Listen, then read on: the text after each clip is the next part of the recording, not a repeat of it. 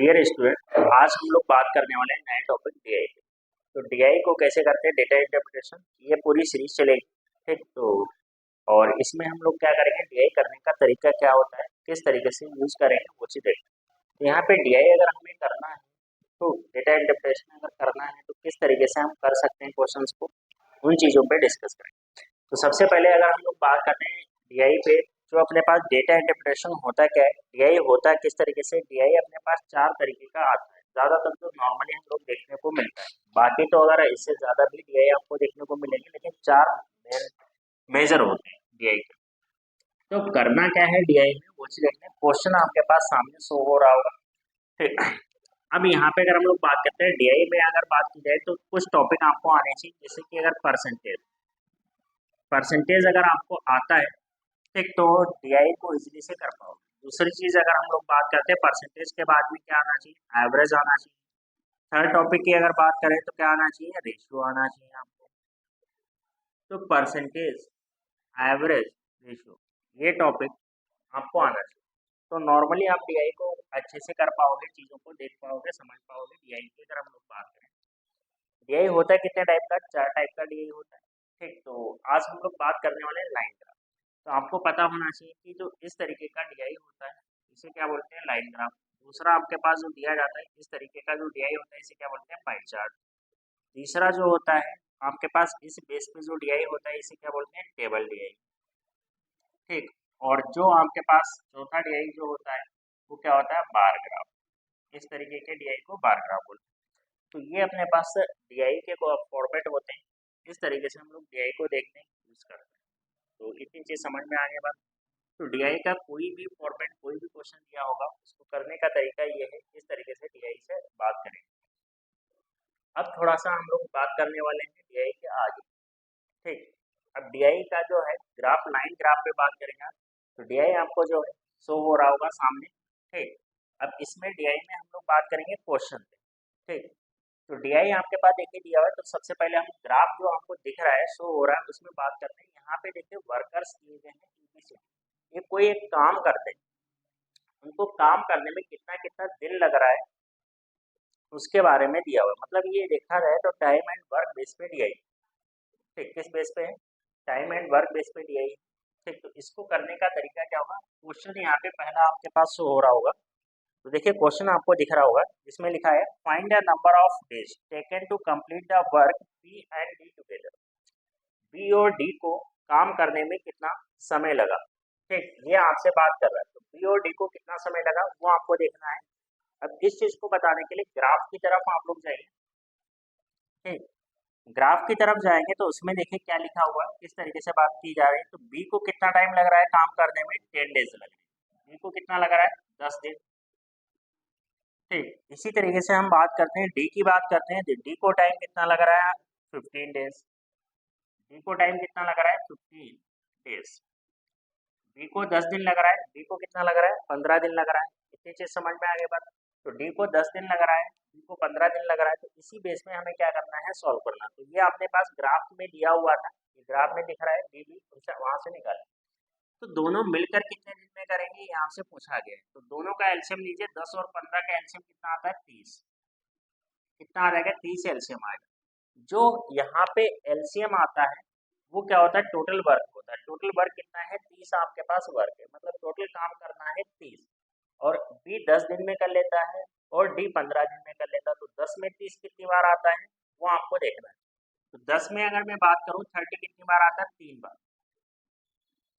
तो यही क्या हो जाती है, उसकी एफिशिएंसी हो जाती है, क्षमता हो जाती है। यही उसकी क्या हो जाएगी, एफिशिएंसी होगी, क्षमता।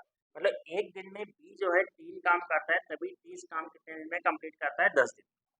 ठीक, 15 में कितनी बार आता है ये आपको देखना है। 15 में कितनी बार आता है, 2 बार आता है। 15 में कितनी बार आता है, 2 बार आता है। तो यहाँ पे अगर हम लोग बात करते हैं तो इसमें आपको देखना है, तो 15 में अगर 2 टाइम आ रहा है, तो यहाँ पे देखिए आपके पास कितना आ जाएगा, 15 दिन। मतलब एक दिन में 2 काम करता है डी, दोनों मिलकर कितना कर लेंगे एक दिन में, 5। तो 5 से इसको डिवाइड कर देंगे, 5 से अगर इसको डिवाइड करेंगे तो कितना आ जाएगा, 6 डेज। मतलब एपी अगर मिलकर करें तो वर्क कितने दिन में कंप्लीट होगा, 6 डेज में क्या होगा, कंप्लीट होगा। तो ये चीज आपको ध्यान रखना है, इस तरीके से यूज करना है, कैलकुलेट करना है। ठीक, चलिए आगे बात करते हैं नेक्स्ट क्वेश्चन पे। नेक्स्ट अगर देखते हैं यूज करेंगे नेक्स्ट टाइप के क्वेश्चंस कैसे क्या करेंगे किस बेस पे वो चीज देखते हैं। तो नेक्स्ट जो अपने पास क्वेश्चन दिया हुआ है जिसे लिखेंगे second question, if A and C work together,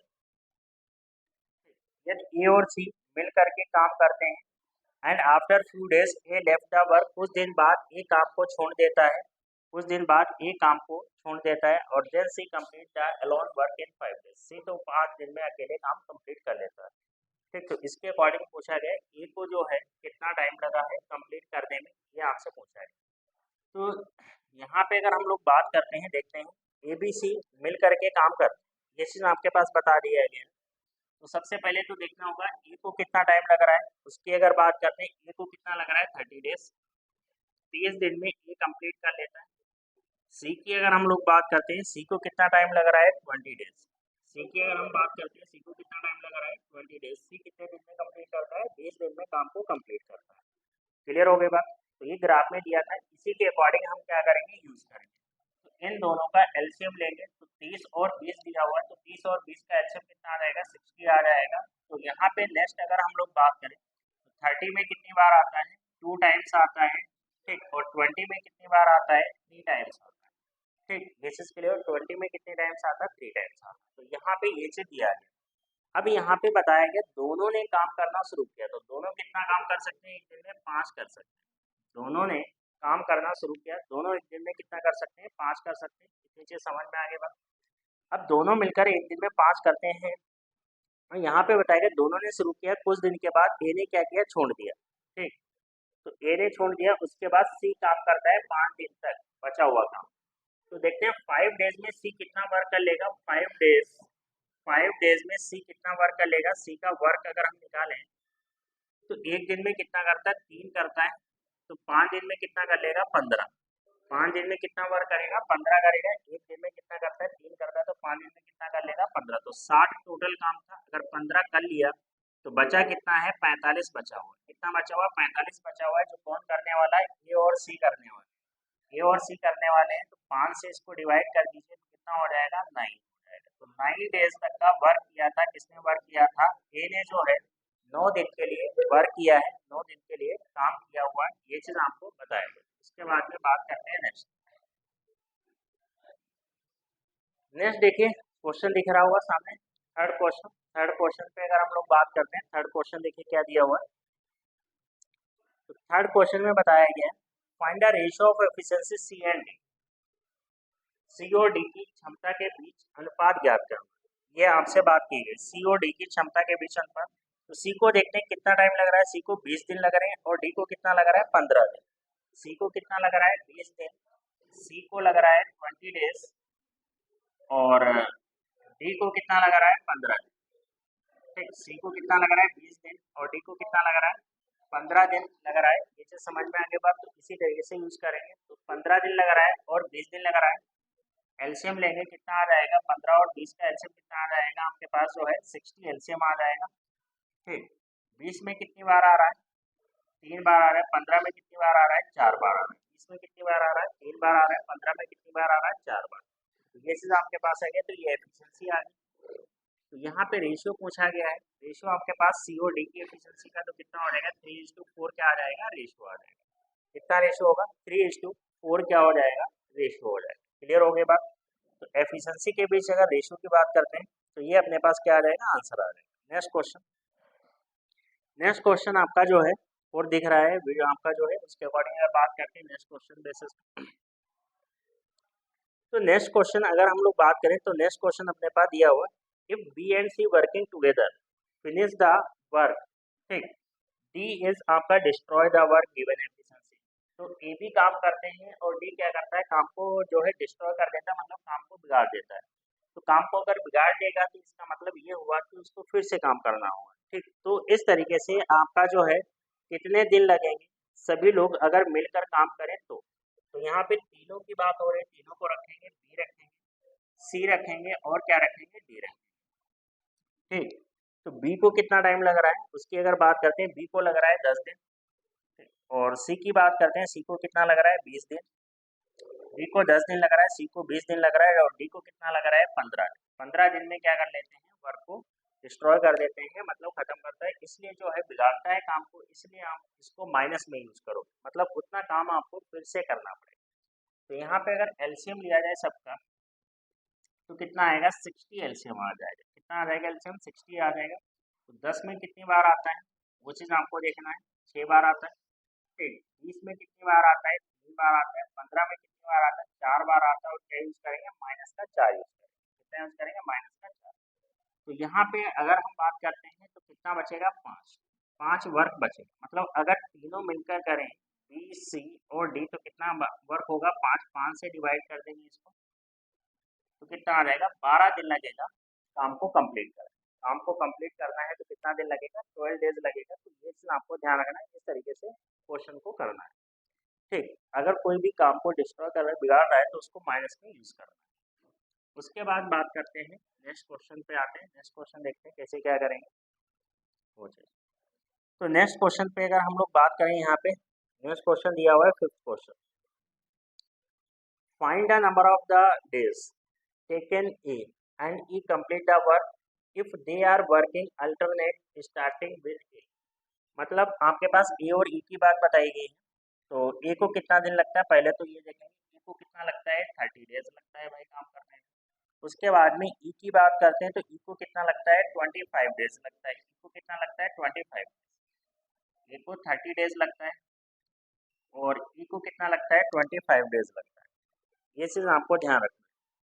तो ए को 30 डेज लगता है और ई को कितना लग रहा है, 25 डेज लग रहा है। इसी बेसिस पे हम क्या करेंगे, यूज करेंगे। तो अब अल्टरनेट करना है। अल्टरनेट का मतलब आप समझते होंगे, आज कोई काम करेगा तो नेक्स्ट डे कौन करेगा, दूसरा काम करेगा। मतलब आज ए करेगा तो अगले दिन कौन करेगा, ई करेगा, फिर ए करेगा, फिर ई करेगा।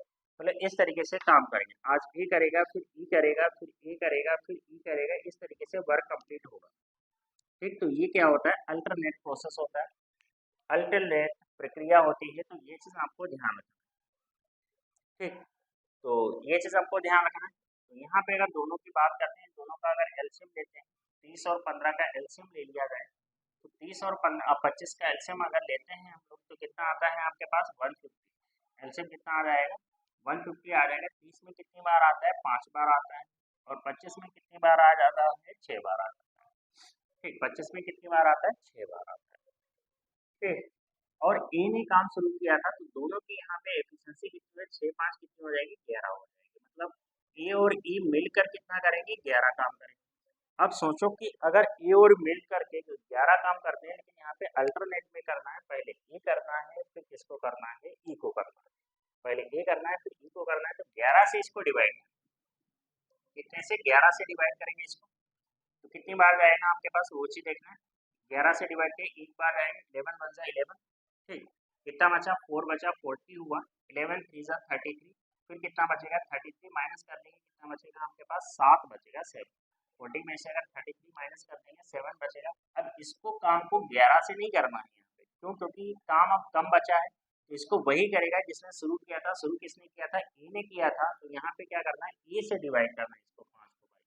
5 को ए से, आपका जो 5 7 जो है उसको 5 से डिवाइड करें, 13 का डबल कर दीजिए। डबल क्यों किया, क्योंकि जो 11 था वो 2 व्यक्तियों का है। अल्टरनेट में एक दिन में एक करेगा, दूसरे दिन में ई करेगा। तो 2 दिन का काम 11 था, 11 से डिवाइड किया था, तो 2 दिन से डिवाइड किया था, तो आंसर हाफ आया था। इसलिए डबल करना है। ये भी आपके पास डिवाइड हो रहा है, ये भी डिवाइड हो रहा है। 5 से इसको डिवाइड कर दीजिए, तो कितनी बार जाएगा आपके पास, एक बार जाएगा। ई और ऐड हो जाएगा इसमें।